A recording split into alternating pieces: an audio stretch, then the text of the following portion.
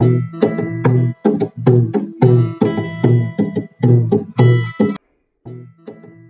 भक्ति क्या है, ये बड़े लोग प्रश्न पूछते हैं।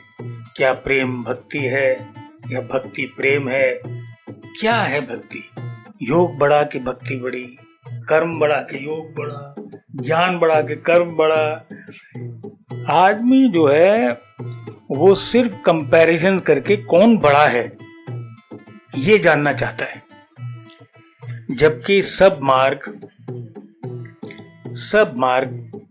इक्वल हैं और सब एक तरह से स्टेपिंग स्टोन्स हैं भक्ति की तरफ ले जाने वाले। भक्ति का सही अर्थ क्या है? भाव से युक्त जो है वो भक्त है। भाव से युक्त जो है सो भक्त है। अब भाव से युक्त मतलब भाव का क्या मतलब है? ऊर्जा, एनर्जी से जो युक्त है। किससे युक्त है? ईश्वर से। तो वो उससे युक्त है। अब भाव से युक्त होना सब कहेंगे कि अरे भाई हम भी भक्त हैं। एक माता अपने बच्चे से भाव से युक्त है, एक पिता अपनी पत्नी से भाव से युक्त है, एक टीचर अपने स्टूडेंट से भाव से युक्त है। ये सब भक्ति तो हुए। हाँ, लेकिन इसमें एक कंडीशन है। क्या कंडीशन है? कि जब आप भाव से युक्त होते हो तो ऐसा अक्सर माँ के केस में आपने देखा होगा कि वो अपने पुत्र या पुत्री से जब भाव से युक्त में होती है तो क्या होता है? वो उसकी परिस्थिति, मनस्थिति सबको समझ जाती है, बिना बताए समझ जाती है ना। इसको भाव से, इसको भक्त कहते हैं और इस क्रिया को भक्ति कहते हैं। यही जब ईश्वर के साथ हो जाती है तो ये बहुत बड़े व्यापक रूप में इसका अभिव्यक्ति होने लगती है। जैसे हनुमान जी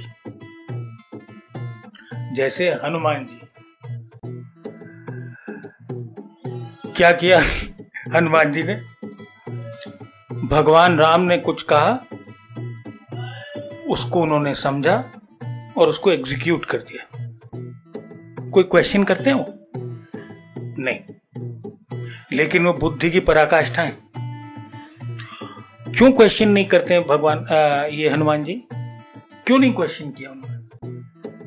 क्वेश्चन सिर्फ इसलिए नहीं किया कि उन्हें मालूम है जो श्री राम का जो उद्देश्य है और उनका जो लक्ष्य क्या है। जब आप ईश्वर के उद्देश्य और लक्ष्य को जान जाते हो तो आप कभी भी प्रश्न नहीं करोगे ईश्वर के, आप वो कम करोगे। जब तक अर्जुन को श्री कृष्ण के उद्देश्य और लक्ष्य का मालूम नहीं था, अनभिज्ञ था उससे, तब तक वो उनसे प्रश्न पूछता गया और भगवत गीता उत्पन्न हो गई। हनुमान जी ने कोई प्रश्न पूछा था? नहीं। उनका एक ही उत्तर था, जय श्री राम। आपको श्रीलंका जाना है, जय श्री राम।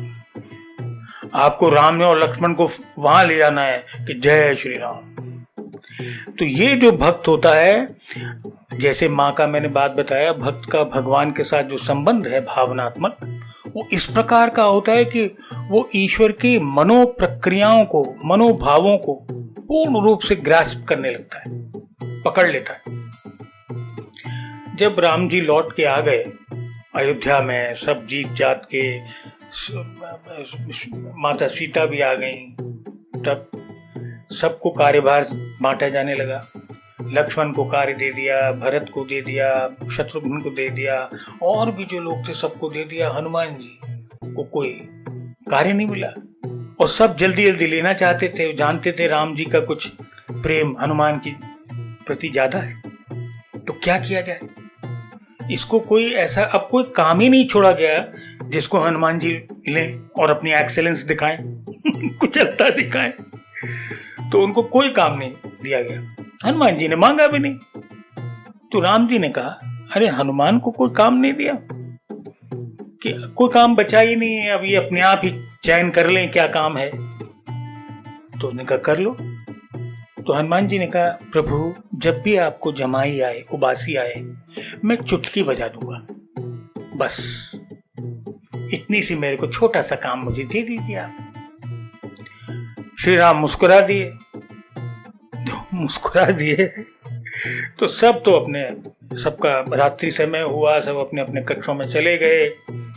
हनुमान जी सीधे सीधे सीता माता के साथ उनके बेडरूम में राम जी के घुस गए, हाथ ऐसे लिए हुए। तो माता सीता ने कहा, हो गया हनुमान, तुम्हारा कर्तव्य हो गया, अब तुम जाओ बाहर। कि नहीं माता, मेरे प्रभु को कब चुटकी उबासी आ जाए और मैं अपने कर्तव्य से विमुख हो जाऊं, ये तो मुझे ठीक नहीं लगेगा और इससे मैं मेरा कार्य में अधूरा रह जाएगा। तो कहा, जाओ मैं आदेशित करती हूँ कि तुम जाओ। तो वो चले गए क्योंकि माता का आदेश है। वो बाहर पेड़ पर जाके बैठ गए और चुटकी बनाना चालू कर दिया उन्होंने। और वहां पे राम जी उबासी पे उबासी लिए जाए, उनका मुंह बंद ही नहीं हो। सीता माता बहुत परेशान हो गई कि ये क्या हुआ, ये उनका मुंह खुला ही जा रहा है, सांस आना बंद हो जाएगी, अभी क्या हो जाएगा पता नहीं, अनर्थ ना हो जाए कोई। और वो हनुमान जी अपना चुटकी बजाते जा रहे हैं। तो इशारे से राम जी ने कहा, उसको रोको, वो चुटकी बजाना बंद करे। जब चुटकी बजाना बंद किया गया, उसको श्री माता ने जब खोली खिड़की और कहा कि आ जाओ अंदर और बजाना बंद करो, तो उन्होंने बजाना बंद किया। तो राम जी का मुख नॉर्मल हुआ, उन्होंने गहरी गहरी 10-12 सांसें ली। तो सीता माता ने कहा, ये हुआ क्या था प्रभु?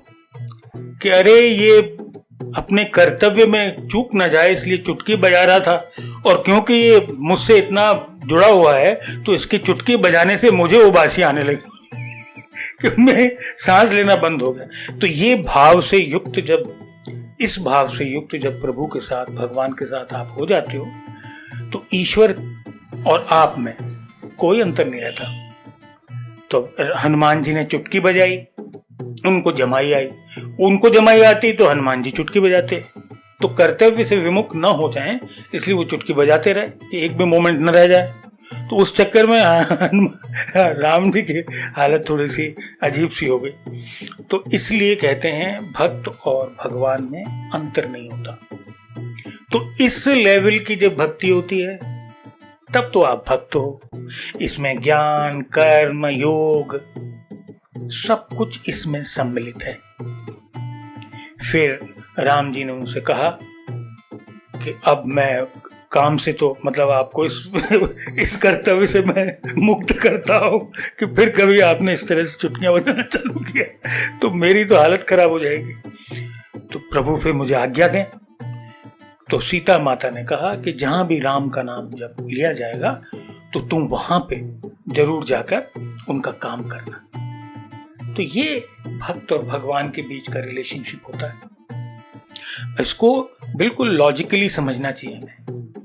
एकात्म भाव का प्रत्यक्ष प्रमाण है, प्रत्यक्ष एग्जाम्पल है कि जब एक हो जाते हैं भक्त और भगवान तो किस तरह की क्रिया होती है।